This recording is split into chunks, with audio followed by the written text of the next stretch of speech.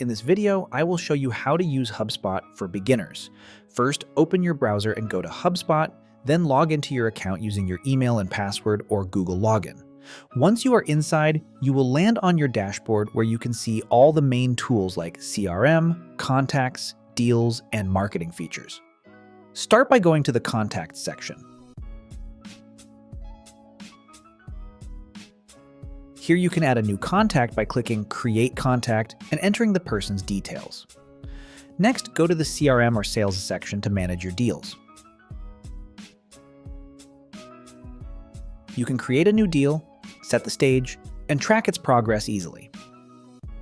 If you want to use marketing tools, go to the Marketing section where you can create emails, campaigns, and track performance.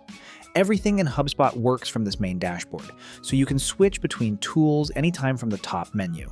That's how you can use HubSpot for beginners. If you found this video helpful, subscribe to our channel.